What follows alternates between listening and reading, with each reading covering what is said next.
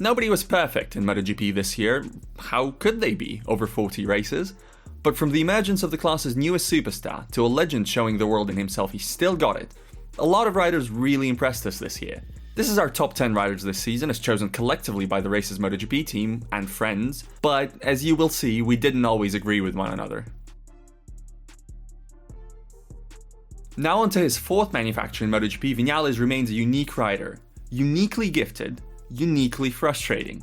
This was probably his best season since 2019, and you could argue that what he did across Portimao and Kota was the best two-round stretch of anyone in 2024. There were other high points, and it is important not to attribute all the ups and downs of Viñales' season to him just being a mercurial rider. Aprilia, after all, always tends to get worse as the season wears on. 2024 was no different in that regard. Viñales more often than not outperformed Aleix Espargaro and occasionally seemed to flatter the RSGP in practice or qualifying, but you just know that once his weekend went just a little off the rails, there was no saving it. He would simply follow it meekly to its conclusion. Binder still did a lot of convincing things with an imperfect KTM RC16. One of those things was dominating his de jure teammate and benchmark Jack Miller, even over one lap where you'd normally expect Miller to have an edge. De facto though, his most important teammate was Pedro Acosta. Binder did just win the points battle, but rookie Acosta, who, spoilers, will appear on this list later, came out with a lot more credit, to Binder's detriment.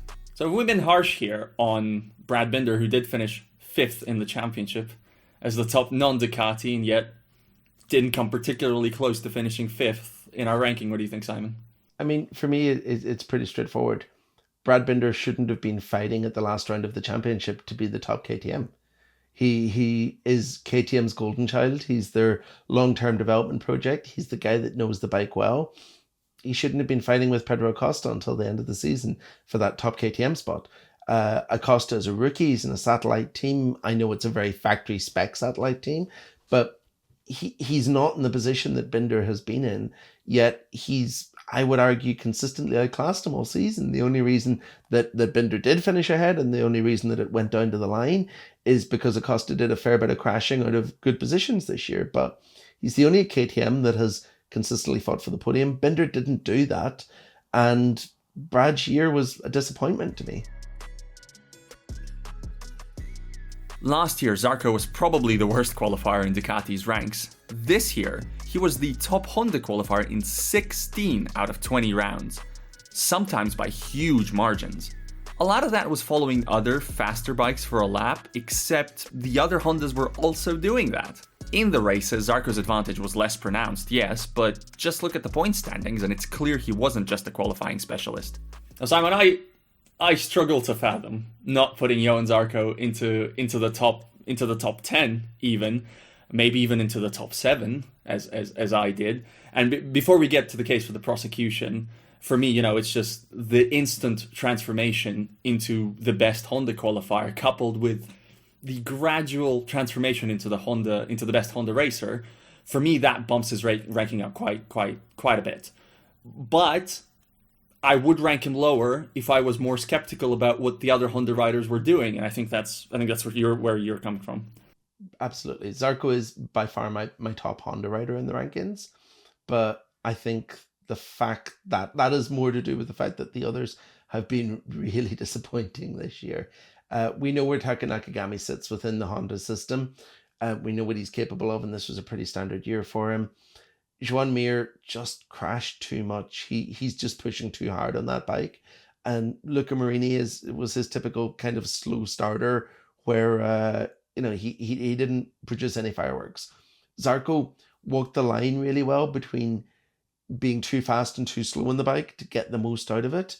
But the most that he got out of it still wasn't very much. And yes, I know it's unfair to completely judge him based on the machinery that he's on, but we have to take it into account. It's the whole package. He could easily have been 4th or 5th in my rankings if he'd stayed at Pramac Ducati this year and been on an amazing GP24 and probably would have won a few races. But the reality is he's on a Honda. I looked at the whole package, and for me, he was good, but he wasn't great.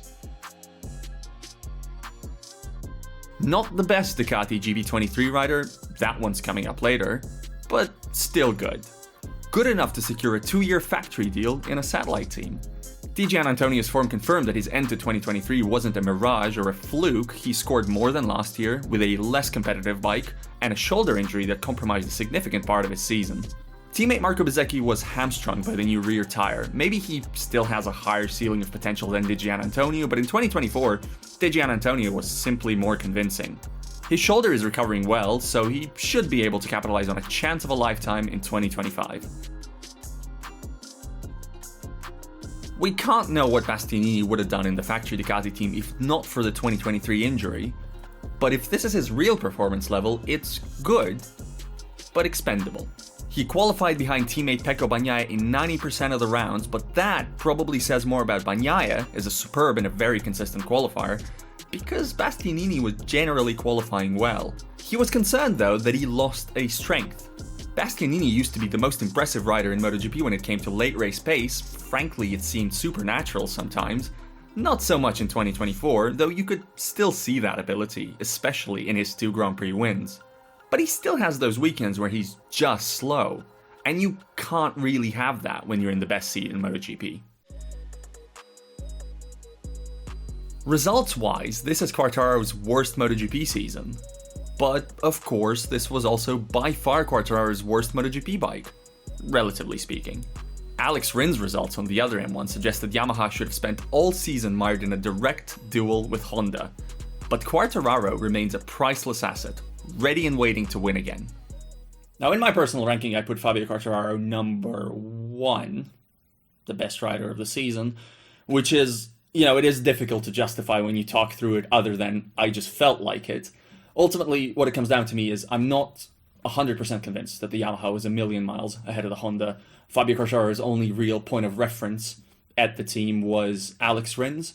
Alex Rins says that even though he's clearly physically still not perfect, he says that he is not constrained on the bike, and if I take that at face value, Fabio Quartararo vastly outperformed and dominated a very, very good MotoGP rider, and it aligns with what I already know about Quartararo, that he is one of this MotoGP era's supreme talents and has the potential to be one of the best ever, certainly, or one of the best of this MotoGP era. He is the one who, at various moments, disappointed me the least, and by virtue of that, even though he is being covered by a bad bike, even though he does not have the pressure of delivering the best possible result every weekend, because it doesn't matter. But because of that, he was my number 1. Simon, I know you're not massively sympathetic to that argument. He remains one of the most talented guys in the grid. But, there was moments this year whenever I felt like more was expected of him. Like they were on the verge of greatness and it didn't quite deliver. And I think that in the end has cost him a little bit in my standings. But, I'm looking forward to seeing what he can do with a more competitive Yamaha package. I think there was points this year when he was quite defeatist with his approach to the season, to the bike. I'd like to see that maybe a bit adjusted for next year, because I think there's an element missing there that he brings to it. There's still tons of potential in the package. We have still not seen the best of Fabio Quartararo and Yamaha together, but it's just how long it's going to take until we see that full package delivered. 4th is a cruel spot for a rider who won 11 Grand Prix, who was fastest more often than not, and who lost many more points than his title rival through limited or no fault of his own. Let's list them off. The Marquez crash, the other Marquez crash, the Binder-Bezzecchi crash, the Le Mans mechanical issue. On the other hand, when you have by far the best bike on the grid and a factory team's full attention, the title is the expectation. In that sense, Bagnaia came up just short. So, Val, looking at the runner-up in the World Championship and the reigning world champion until the last round of the year, Pecco Bagnaia, I think the word I used to describe your ranking of him was insane. Yeah, but ultimately, it is a 5th, or it is a 4th in our overall ranking, but it is a 5th for me. That is infinitely closer to 1st than it is to 10th, and even closer to 1st than it is to 6th. There is absolutely a case to be made for Pecco Bagnaia to be number 1. He won the most races for most of the season. He and the Ducati GP24 have looked like the best package, and I'm not even that irritated with the mistakes he made that potentially cost him the title. And both you and I have repeatedly acknowledged the Le Mans mechanical failure. Remove that, maybe we have a different champion this season.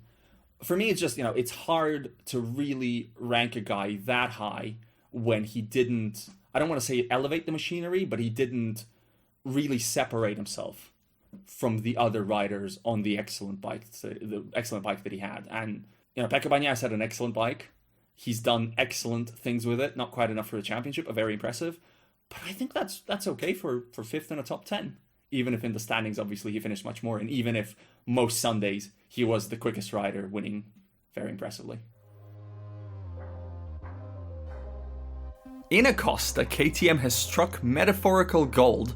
Of course, with its current situation, maybe it needs some literal gold too. But Acosta's rookie season means that if KTM does get to continue its program at full force, it can be pretty confident now that it has the rider it needs to win it a title. Teammate Augusto Fernandez was probably not the best benchmark, he just couldn't make the carbon chassis KTM work for him, so Acosta beating him 20-0 in qualifying looked a foregone conclusion after like 5 rounds. But Acosta did very well against other benchmarks too, he cost Jack Miller his job immediately. And while on points he and Brad Binder came out very similar, Acosta's peaks were clearly higher. He could be MotoGP's next alien. A fairy tale title push on first contact with Ducati didn't really happen. Costly mistakes were a part of it, but the pure performance was never really there. But if you were to believe the talk in the MotoGP paddock that the Ducati GP23 was 4/10 a lap slower than the GP24, if that's true, then it was never possible anyway. And as for the riders on the year-old Ducatis, Marquez was 2 levels above them right away, and it stayed that way all season. When circumstances equalized things a little, the new surface at Aragon, the rain at Misano, the usual chaos of Phillip Island, he was dominant again, like at his peak. Marc Marquez was a very strong candidate, number 1 for me, almost a 50-50 shot. I think what he did with a clearly fading GP23 is incredible. For me, it all comes down to simple maths. There are only 2 explanations to Marc Marquez's season. Either, somehow, coincidentally, all the riders on the year-old Ducati that shared the year-old Ducati with him got suddenly much worse than they were the year before. Fabio Di Antonio, Marco Bezzecchi, and Alex Marquez all took a massive step back. Or a guy of a different level came in and dominated them and extracted as much as was available from the bike. He would have been an easy P1 for me. His season was not perfect, but it was, in some ways, it was almost better than perfect, because I think Jorge Martin's season was in some ways perfect, and yet Marc's left more of an impression on me. A year ago, Martin had let his best chance at a MotoGP title slip. At a couple points this season, this one looked to be slipping away too. The pressure was huge, also because it was his final Ducati season. Martin did exceptionally well not to buckle under that pressure. It was not the most dominant title ever, but a unique title all the same, delivered on a customer bike against the factory's favourite son. For me, the reason that Jorge Martin was the straight number 1 this year is because of the improvements we've seen from him as a rider, as a human, as a technician. None of the mistakes that have characterized the last 2 title losses. He was just better this year, and for me that has made the difference. We know that Marc Marquez is really good, but we've seen him operating at this level and higher in the past. We've never seen Martin operate the way that he did this year. We've never seen him put together a season of consistency, a season of constant pressure like the one that took him to the title. And yeah, for me, there was no question in who was going to be number 1 after that.